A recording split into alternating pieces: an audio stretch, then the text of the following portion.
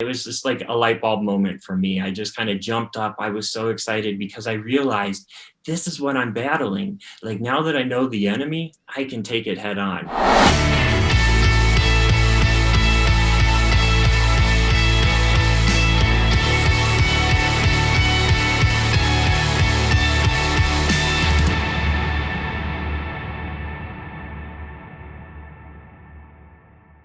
Hello, Jason. Welcome to Real Men Feel. Hey, Andy, it's great to be here. Cool. I'm really, I had not heard of today's subject matter until you reached out to me. And even after you reached out, I kept looking it up. And even before we started, I was like, am I saying this right? So let's jump right in. So, what is orthorexia?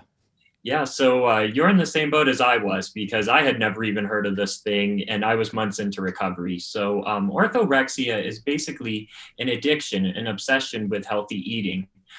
It's not been classified yet as a formal eating disorder. However, they're kind of just figuring out the diagnostic criteria right now.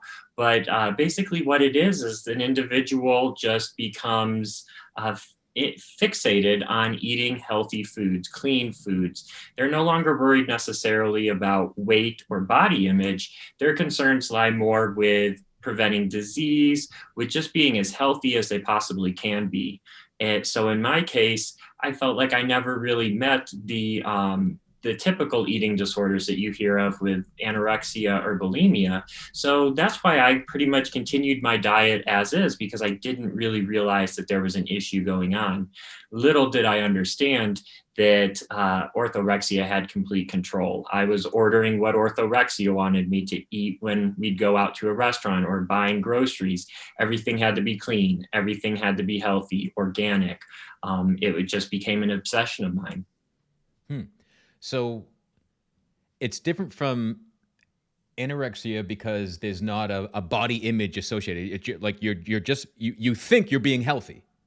Right, right. And there can be cases where, and in my case too, where it kind of plays the line there a little bit because you will be concerned about body image. And at points I was worried about what I look like. But the driving factor was not related to body image or weight, unlike anorexia and bulimia.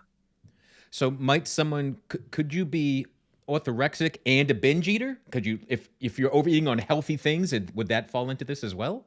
Yeah, yeah, very much. And I think that's one of the reasons why they haven't developed the formal criteria yet for the diagnosis because that can be the case. I've talked to individuals who have eaten 30 bananas for breakfast every morning because they've seen somewhere on a blog or a health influencer has told them that eating 30 bananas a day for breakfast is the healthy thing to do for your body. So, yeah, in that case, you can binge on healthy foods and be suffering from orthorexia.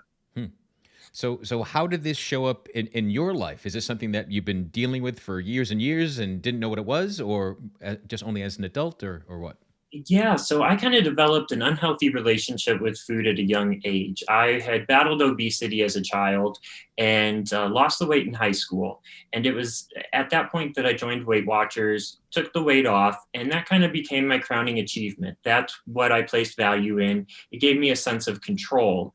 And then I hit a turbulent patch in my life, losing my parents at a young age, going through evictions, arrests.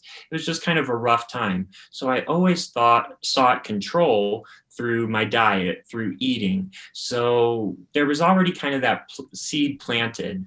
Well, then fast forward to 2015, I'm 29 years old. Life seems to be going pretty well. And then all of a sudden, out of nowhere, I get some concerning symptoms, go to the doctor and realize that I'm on the brink of colorectal cancer, which was the same disease that took my dad from me at a young age. And that just scared me to death. I wanted to do anything I could to live as long as I could.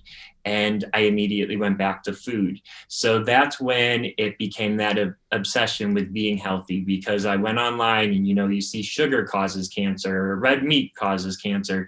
And suddenly food group after food group started getting cut out of my diet because I was just trying to live longer. So I say it a lot now since I've launched the blog, but I was literally killing myself to live longer. Mm. Wow. So is it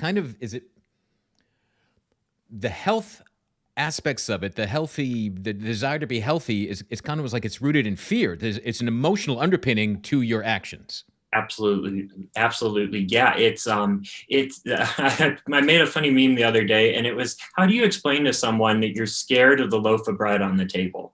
Because that's what I dealt with. It was like watching a horror movie when I would go out to a restaurant, because I would open up that menu and just shake with fear because I didn't know what my options were going to be. Hmm. So you mentioned that there's not a full. So there's a label, but not a diagnosis. Like what does this term mean at this point? Yeah, so it's very vague. So I'll put my doctor's cap on here really quick. But so the term was first coined back in 1996 by Dr. Stephen Bratman. And at that point, he was working with patients and stuff, and kind of noticed this trend with diets, how people weren't necessarily anorexic or bulimic. They had some sort of other unhealthy relationship with food. And that's kind of how he coined the term back then. Well, unfortunately, there's been some studies into it, but it's still just such a vague condition that they're trying to wrap their heads around. Because with an anorexic person, you can clearly say, oh, they're cutting their intake. Or with a person with bulimia, oh, they're purging after they eat. But with orthorexia, it's just a wide spectrum. You'll see people who, I just spoke with somebody in the bodybuilding industry, and she said orthorexia runs rampant in that industry, but it's celebrated because they're eating healthy. They think they're doing what they need to do to achieve the goals that they want from a fitness perspective. But in actuality, they're letting food control them. Hmm. So I think that's why it's taking so long to get that formal diagnostic criteria in place for orthorexia, just because it is so vague, and it can affect all of us in different ways. And did coming across the term having a label, did that help you, or did it not really matter? Yeah, that was a life-changing moment for me. I was sitting in my dining room one morning, and it was about 3 4 months into recovery at this point, and I had been diagnosed with an unspecified eating disorder by my doctor, which to me just sounded made up. It sounded like when you're taking a test or something, a survey, and you pick other, or none of the above. Like, it didn't really seem that serious. So I was just reading up on eating disorders and mental health as much as I could. And while reading a book, I stumbled across the term orthorexia early one morning in the dining room. And it was just like a light bulb moment for me. I just kind of jumped up. I was so excited because I realized this is what I'm battling. Like, now that I know the enemy, I can take it head on. And it made me realize that this was bigger than me, because for a long time I had questioned whether I had an eating disorder, even after receiving that diagnosis. But in that moment, when I found out what orthorexia was, everything changed. Hmm. So I imagine we can't even know how common this is, because it can look like you're being healthy. It can be celebrated, like you said earlier. Yeah, because in my case, it was for a long time. People Mm. would say, "Oh, look at your amazing willpower." I would go out to a restaurant. People would say, "Oh, I'm going to be naughty and have dessert tonight," but I know Jason won't, because he's so good on his diet. And it does. It gets applauded by so many people, and that's kind of what worries me. That's part of the reason why I launched this movement, just because I myself had an extreme level of orthorexia. It got to the point where I had cut out basically all foods, and I had just a very limited amount of food left that I would allow myself to eat, which caused a drastic weight loss. Well, in other people, I think they're controlled by orthorexia, but from a physical standpoint, we don't see it yet. Because from the outside looking in, oh, they're just really good on their diets. Oh, they're just trying to perform well in their sport. And we don't always realize what's going on beneath the surface. So are there any sort of warning signs that someone's quest for health has become unhealthy? One of the big warning signs that I talk about is when it starts to control your decisions. So when you see somebody start to kind of pull away from their group of friends, of course, given the pandemic, we've not had those social interactions and stuff with people. But in my case, I started skipping dinner invites from friends, or I would go to a birthday party and leave early because I couldn't eat anything on the menu. In a work setting, I would pull away from potlucks and not take part in work events. And to me, that's a big red flag. When you see the diet itself kind of dictating what that person's going to do and how they're going to live their life, that's when you've got a problem. That's kind of when healthy eating goes from a good thing to a bad thing. Hmm. Hmm. And is it rare for, well, it certainly seems rare for men to talk about eating disorders. Is it rare for men to have eating disorders? So surprisingly, about 10% of all eating disorders in the country are from men. And I wouldn't be surprised if that number is even higher, just because of what you just said. Men don't really talk about it that much. So for me, I'm constantly asked, who did you look up to? Did you have any role models kind of in the media or anybody you could relate to? And there was no one. I could not think of one other guy out there, a famous guy that I could relate to, which is another reason why I started the blog, because I needed to get my story out there and make it known that men do suffer from eating disorders as well. And just from all across the world, I've been able to connect with people from Australia and the UK and here in the States. And it's just everywhere. There are guys that are battling eating disorders, but oftentimes they don't speak up. Right. So why do you think that is? What's keeping men silent about this? There's such a stigma because growing up as a male, the only emotion I felt like could be displayed was aggression or anger. If there was pain or there was hurt inside, I masked it as aggression or anger. And I think for a lot of guys, we're just expected to kind of be the fearless leaders and not have any fears or anxieties and insecurities. But oftentimes we do. And the longer we let those kind of manifest and grow, they can turn into eating disorders or other destructive habits that we develop. Yeah. For all the kind of the guideposts that say the teachings that, we're not supposed to have fear, to me, it all proves that men are driven by fear. Yeah. We're afraid of you knowing that I'm afraid of something. Right. Right. We have a shame about our emotions not only being aggressive, as you said. So true, so true. And I was reading a book the other day and saw a very interesting survey. And it was about how men and women have the same facial reactions in response to a certain event. However, women, their facial expressions will continue to grow more intense as time wears on, where men will immediately stop it. So to me, that just shows we both feel the same, man or woman, but it's how we respond to it is different. And men will hide it while women will tend to embrace it a bit more. Right. Because it's our training and upbringing to, oh, there's an emotion, get rid of that. Yep. Whereas women might be some of that too, but they're willing to be with it longer, to feel it, to let it run its course. Right. Right. And I mean, when's the last time, and I was guilty of this too, when's the last time you go out with your buddy to the bar to grab a beer and watch the game and then be like, hey, I'm having a rough day, like this happened and I'm insecure about this. Guys just don't do that.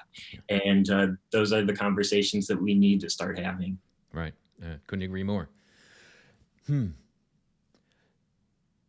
So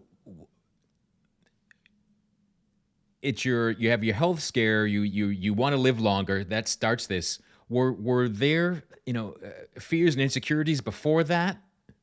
Did this go back, because you mentioned being overweight as a child, so was that rooted in another set of fears as well? Yeah, it all, I don't think I would ever be able to completely pinpoint when things started going wrong. But as a child, being overweight, I was picked on a lot, and that made me feel very insecure. I learned at a young age that the way somebody's body looks is often how they're defined. My classmates could walk into the room on the first day of school, and they were a blank slate. I would walk into the classroom and I was already labeled as the fat kid. So I already kind of had that label attached to me that I couldn't escape. And that made me very insecure. It made me very self-aware of my body image moving forward. And then I mentioned my dad passed away when I was 11, and then my mom passed away when I was 19. And I miss them terribly. But I put on that mask because I was too scared to let other people in on the pain because I thought it would make me look less like a man. And I had promised my dad when he was dying that I would be the man of the house. So I thought that meant I had to be strong, I had to be brave. So yeah, I hid things for a long time. I hid my insecurities and my self-doubts. And in the aftermath of my mom's passing, our family fell apart. It was a very rough estate battle, a very rough time for me. And I shouldered a lot of that blame for a long time just because I was so young. And of course, I was making irresponsible decisions, but in hindsight, I was just doing the best I could to survive. Yeah. But yeah, and those insecurities just kind of festered for years. Yeah. It's amazing how many times I hear this from other guys that like we're asked to make this childhood vow, like, yeah, you're the man of the house, and you're a prepubescent teen, or maybe you're 16, and that's your old age is being put in charge of things. But be the man of the house, and we all feel like we miss that somehow. But in unpacking masculinity and talking to more guys, we're actually doing what we were taught. We're burying our insecurities. We're denying our fears, and that's really what being the man of the house is. Start denying how you feel, kid. Yeah, exactly. You have to detach yourself from your emotions to be the man of the house. That seems to be the one requirement for that job interview. And so I was heavy as a kid too. And I always thought that I was just born fat. I thought I was just always heavy. And it wasn't until I was an adult and looking back at pictures and at around age 5, my parents got divorced and I started getting molested by a neighbor. And that's when I see like, that's when things change. So again, everything it was emotional. I looked to food for safety and security and to make me feel loved because I was scared of the rest of the world. But I didn't unpack that till I was like 30 years old, and it was all just, I wake up with assumptions about my own story that until you look at it, you don't realize it's not true. That's completely true. I didn't realize that the comments that the kids had said when I was a child impacted me until a couple months ago. So I had carried these things with me for 20, 25 years, and I didn't even know it until I was months into recovery, and I wrote my story and saw it from an objective third-party point of view. And that's when it all clicked. I was like, poor child that I was, just being picked on for my weight. And instead of feeling insecure, I felt self-compassion. And that's when everything changed.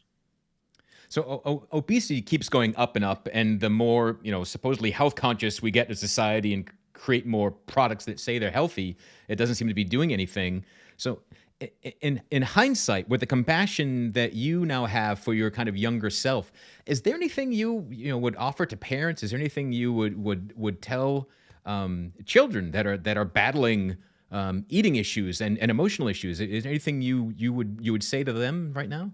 Yeah, the first thing I would tell them is to speak up, that it's okay, that somebody will be there to listen. It might not be the first person they go to, it might not be the second person, but keep sharing your story, keep sharing your pain and your hurt, because when you do, it has less control over you. And that we're all born a certain way. Our bodies are meant to be the way that they are. And, for me too, I was born overweight, but I eventually lost the weight. That happens for a lot of kids. For other people, it doesn't go that way. But at the end of the day, our body is our one true home. It's the only thing that we really own in this world. So take care of it and love it. Even if other people might poke fun at it, it's yours, and be proud of it. So that's what I kind of tell everybody, is to be proud and to speak up. Cool. Awesome. And how do you navigate your choices now? Does it take like conscious effort? How does it unfold now that you've been getting help? Yeah, so it's very tricky right now for me. I'm kind of at that point where I'm trying to decipher whether it's orthorexia telling me what I want to eat, or if it's Jason telling me what I want to eat. So I kind of take it one meal, one bite at a time. I developed a system where it's kind of red light foods, green light foods, and yellow light foods, like a traffic light. And those red light foods, those were the ones that were off limits, like completely off limits. We're talking donuts and cakes and the good stuff like that. And the yellow foods were the ones that caused a little fear, but I could have them every now and then. So what I've done through recovery is, at first I focused on the green foods. I introduced some of the yellow ones. Slowly, once I conquered the yellow category, I got into the reds, and now I'm slowly starting to introduce those. So for me, the key has been to kind of take it gradually, to not just throw everything back on my plate all at once, because I think that would cause that fear and anxiety to come back. So the way I've been able to combat it is to just take those baby steps. And if I can only eat half of the donut that I got, then at least I ate half of the donut that I got. That's more than I would have eaten a year ago. Yeah, I can't imagine the cognitive dissonance that trying to be healthy by countering what you thought was being healthy, to prove I'm healthy and whole, I will eat foods that I think are unhealthy. What sort of a mind game is that for you? Oh, it's a crazy mind game, because I'll still fight it to this day, where I'll think, well, when I was orthorexic, everybody praised my ability to be so strict and the willpower I had, or the way that I looked. So those thoughts still come across my mind. And it's a constant game of mindfulness. I just kind of have to breathe and be in the moment. And, if I can't eat something, if the fear is just too much, the worst thing I could do is then beat myself up for it. So it's practicing that self-forgiveness and that self-compassion, and just say, hey, I wasn't able to do it today, but tomorrow I'll give it a try again. Because my mind is constantly playing tricks on me, because for at least 5 years while orthorexia was at its height, I thought I was doing the right thing. I thought that was healthy. So learning that this new thing I'm doing is actually the healthy part it takes some time. It's like learning to ride a bike or something. You just got to practice, practice, practice. And we talked about the stigma. We talked about, you not having something to look up to. This is really, kind of new ground in the sense of it being labeled and identified, and how to do that. Mm-hmm. So what made you want to be public? What made you want to share your journey here? Yeah, so I realized that there was such a need. For one, there's just not enough discussion about eating disorders. When I reached out for help, my doctor didn't even know who to refer me to. He said, just go home and Google and look online for some mental health experts in the area. And that just shocked me, because I was thinking, if I had a stomach ache, you would send me to the gastroenterologist, or if I was having a problem with my foot, I'd be off to the podiatrist. But here I am suffering with an eating disorder, and you don't even know where to send me. So when I got home and I was looking for help, there was nothing out there for a guy with orthorexia. So, well, at that point, an unspecified eating disorder. So for months, I just kind of had to take that proactive approach and be very academic in my recovery and do things on my own. And I realized that I was kind of blazing a trail, that I could take the lessons that I had learned through my recovery and my journey and share them with other people to make their journeys easier. And I also realized that orthorexia is probably a lot more prevalent in society than we realize. And I wanted to be that voice. I wanted to be out there and help people reclaim their lives, because I could see the difference it was making in my life every day. And I didn't want anybody else to have to go through what I went through. Does anything stand out as a tool or a technique, maybe a book or a program, anything you've done that helped you the most, that you would recommend other people to look at? Yeah, so one book by Dr. Libby, or by a dietitian, Libby Parker, it's called Permission to Eat. And it was just an incredible resource for me to kind of relearn food again, where she talks about eating a pumpkin pie every day for a week straight because she likes pumpkin pie. And it just kind of helped me realize that those foods aren't bad, that there are no good or bad foods, that all food is just food, it's energy. And that if we practice intuitive eating and we just allow ourselves to eat what we want, we're not always going to eat that pie every morning for breakfast. But, if we restrict ourselves from that pie, we're going to want that pie every day. So her book really helped me practice intuitive eating. And to me, that's been a huge key to the recovery from orthorexia, as well as writing. Journaling and writing is just huge for me when it comes to mindfulness, like I was talking about earlier. It just gives me an opportunity to slow down, to recognize the emotions that I'm feeling and embrace them. And that just makes the fight easier for the eating disorder, because orthorexia is a lot more than just food. There are a lot of underlying reasons why somebody would develop orthorexia or any type of eating disorder. So that writing and that journaling have just really been key parts of my recovery. So you also have to do that inner work and deal with those underlying emotions. It's not just about retraining your mental faculties about what's healthy and what isn't. Right, right. That's why the worst thing you can ever say to somebody who's got an eating disorder is just eat, because it's not that easy. If it was that easy, of course we would have eaten, or eaten, I'm making up a word here, eaten. So the big thing is to address those things that are going on beneath the surface. And for me, like I said, I kind of approached my therapy. I didn't know, there was no guidebook for me. I had to just research things on my own. And the first therapist that I met with, who's still my therapist today, but he was like, I've never had a client before with an eating disorder. So he's like, I don't really know if I can help you with that. But I see you've got all this pain from losing your parents and the insecurities from your childhood. He's like, let's work on those. So that's what we worked on. Our first 6 months of sessions, we didn't really talk about the eating disorder at all. But through those open and honest conversations with him, I was able to tackle the eating disorder. Cool. Yeah, that's what I find working with different people. For my own clients, the symptom that someone's dealing with, that's not really what you treat. It's that underlying hurt, those wounds, those traumas that were ignored, pasted over, the things we deny, put the mask on, and just pretend didn't bother us, and it still does. Yeah, absolutely, absolutely. I tell everyone I was wearing a mask long before the pandemic even started. Yeah, yeah. Unfortunately, that's true for all men. Yep. Right. I find that the biggest lie that men are really encouraged to carry forth, the mask we're all told to wear, is that got it all figured out. Mm-hmm. How you doing? Fine. I'm fine. How you doing? Good. Right. Yep. The emotional range of anger you mentioned, and men can peak at okay. Yeah. Right. I'm angry or I'm okay. That's the range. That's it. Oh yeah. Yeah. That's it. There's a lot more to life, and there's a lot more to food. There's a lot more to health. Right. Right. Yeah. Exactly. Cool. So I know you've been sharing your journey as a blog, but also you've decided to release it as a book.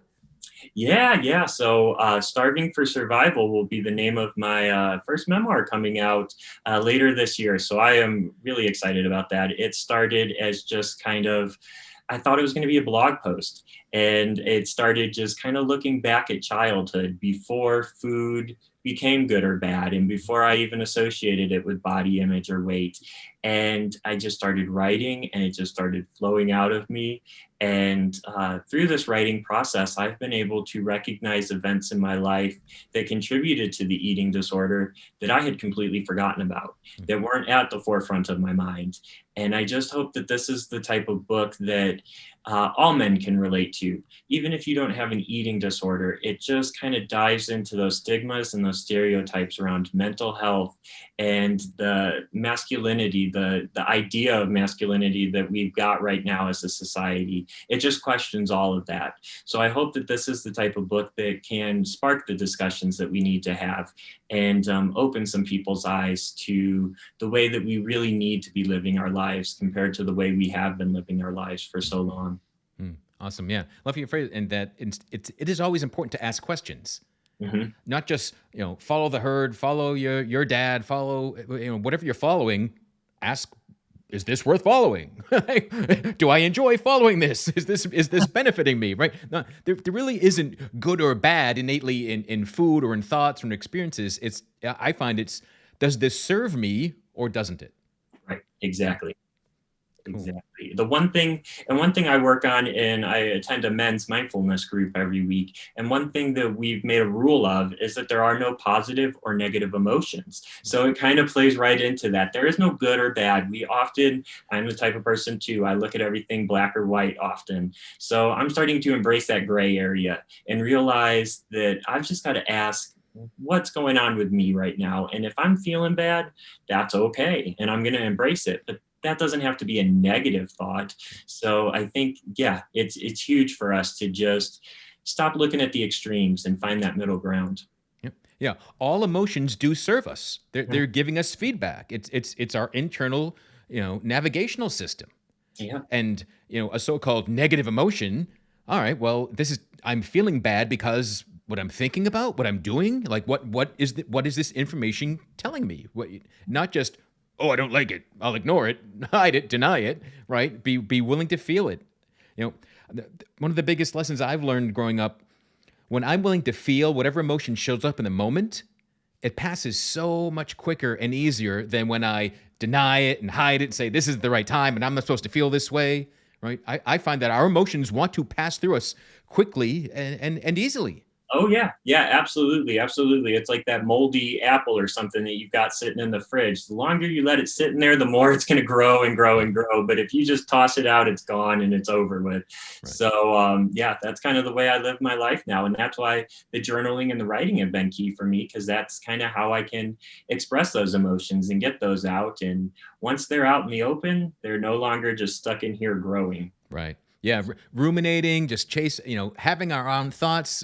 Those are sort of the questions that don't serve us. Like, why do I suck? And ask better questions that don't just feed the chasing your own tail in your head. But yeah, journaling, speaking out loud, talking to someone, therapy, a men's group. All those ways are getting our worst thoughts out of us. And when we're brave enough to do that, we usually realize, well, they're not so horrible. We're not this unique monster of a human being. Like our worst thoughts are had by every other human being. Right, right. You realize you're not alone, because it's very easy to always think you're alone. And that's one thing I've really enjoyed with the blog that I've created, is that I realized that there's a whole community out there that feel the same way that I do, and everybody else feels the same way that I do too. It's just that level of what we want to share, and some of us share a little bit more than others. And I kind of laugh, because we oftentimes as a society, we poke fun at the people who we call oversharers, especially on social media. And if you ask me now, you can't overshare. You can never share too much, because whatever is inside deserves to be on the outside too. So just let it out. Yeah, I find anyone, I've said this often, authenticity and vulnerability are superpowers that too many men don't take advantage of. Mm-hmm. So I find everyone going, oh, that's oversharing. Well, you're just not willing to share. So everything seems like oversharing to you. Right. Yeah, right. If you're open and honest with yourself and people in your life, then you again, as you said, you can't overshare. That's not a thing. Like, you're being too human, Jason. Just, you better stop it. Like, what? Like, it doesn't work that way. Yeah. Doesn't work like that. So, and that's the one thing too, that as soon as we were talking about it, it reminded me just of my therapy sessions. Therapy is a wonderful tool for people that need it. I recommend therapy for everyone, because I think we all have things that we could talk about that we don't even know we could talk about.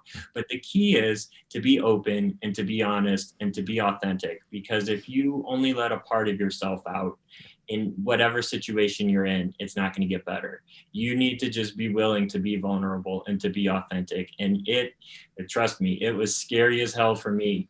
But once I did it, I was able to get my life back and to gain that love and that self-compassion.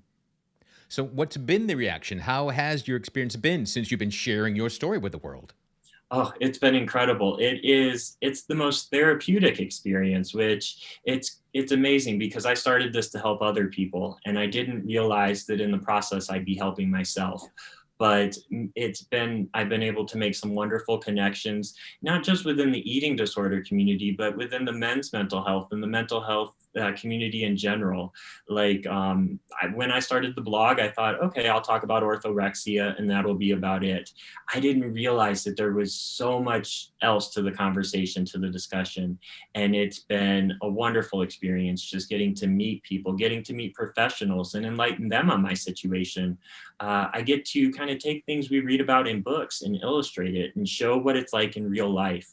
And it's just been an inspiring and an empowering experience to launch the blog and to make the connections and to just get out there.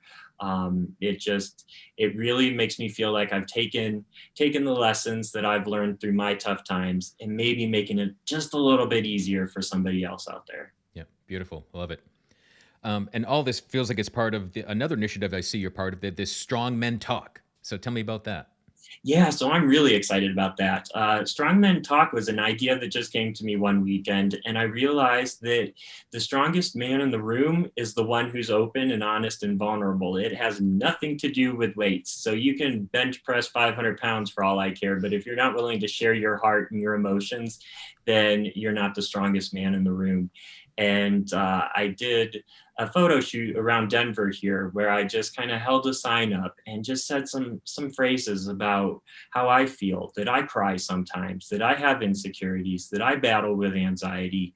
And that's all it takes. You don't have to justify your emotions. You don't have to justify why you feel that way. Just say you feel that way. And that's why I launched Strong Men Talk, which will be coming up the first week of June, between June 1st and June 5th, since it is Men's Health Month. I wanted men out there to just post a picture of themselves, maybe saying something or doing something that just shows strong men talk, that we have emotions, that we feel. And I just kind of hope it floods the feed. So on Twitter, Instagram, Facebook, whatever you want to, just open up and just give us one little insight into your life. Just let us know that you feel, that you have emotions, and strong men talk. Beautiful. Yeah, it's very much what drove me to create Real Men Feel. And like, well, what if being a real man, you saw someone crying and like, what a real man that is. So again, so what a strong man that is. And yeah, we've got to redefine masculinity, because the old mask and the weight of that, the box that we want to put, that it wants to put us in, it's killing men. Right. Right. And we sit at such a crucial point, too, as we start to emerge from the pandemic. This is our opportunity to rewrite those social norms as we start to reconnect with each other again. And I just think we have an incredible opportunity. I worry that mental health problems will probably increase as a result of the last year and a half or so. But we also have that opportunity to change the discussion and to make help more available and to just be there for one another and create that community that we all want. So that's why I hope that Strong Men Talk kind of takes off, because social media can be full of a lot of negative things, but we can use it for good too. And we can use it to show that, men do feel, and that masculinity, it's time to redefine it and just break down those rules, stereotypes, and stigmas, because I'm done with those. Yeah. Beautiful. Awesome. I love it. So Jason, what's the best way for people to get in touch with you, find out what you're up to? Yeah, so I've got my blog, orthorexiabites.com, and then I am on Facebook, Twitter, Instagram, and everything is Orthorexia Bites. So feel free to look me up on there. I'm constantly posting, it's sharing my story with someone, hearing stories. That's one thing I love too. I just love it when somebody reaches out to me and just shares their story, because I just feel that instant connection, regardless of what you've battled. I just spoke with somebody the other day who is overcoming a drug addiction, and we connected on so many different levels because we both kind of had that addiction mindset. We had something in our lives that had control of us, and it was all because of these underlying emotions that we held on to for so long. And I just love it when people reach out to me and share those stories, because it's that community that I didn't think was possible at the height of my illness. Yeah, I bet. It's so empowering to hear your story and to hear guys connecting and discovering what I discovered too. Being of service feels good. Like helping others heals you as well. Yeah, and that's something that was not mentioned in any school program I was ever a part of. Nope. That was never mentioned at the school I went to either. Yeah. So I learned the more you hit it in, the stronger you were. So yeah, we need to change that, and we need to change that now. Yeah. We've got to get perception and reality back in sync with men living from their hearts, with being willing to feel, being willing to share, being willing to open up. Because being human is a wonderful thing. Right. Denying our humanity, it kills us. Yeah, absolutely. I can attest to that. Believe me, I know a guy. So, it is. I just think of what an amazing world we could have if we all just opened our hearts. And it sounds very cliche, but I've seen the difference it's made in my own life, and I can guarantee it could make a difference in a lot of other people's lives. Yeah, beautiful. Well, Jason, thanks for sharing your story here with us. Thanks for sharing it on the blog, in the book, via Strong Men Talk. Because strong men do talk and real men feel, and we all need more guys willing to do that. Step up, open up, check in, ask somebody how they're doing. When someone asks you how you're doing, don't just say, okay. Like, really answer the question. Right, right. And if you ask somebody how they're doing and you get that response, ask again. That's what I tell everybody now. Keep asking until you can get something out of them. Yeah, I always do. How you doing? Really? Yeah. And that's the way to get I like that. that. Cool. Awesome. Well, thanks again, Jason. Thanks everyone for tuning in today. Wherever you're listening to Real Men Feel, please subscribe, share this with somebody, post a review or a comment. You can reach out to us at realmenfeel@gmail.com. We would love to hear from you. And you can directly support the show. There's a link in the bottom of the show notes allowing you to give as little as 99 cents to sustain this podcast, help it reach more men, help change the world, help men open themselves up, live from their hearts, and make the world a better place for all of us. Until next time, be good to yourself.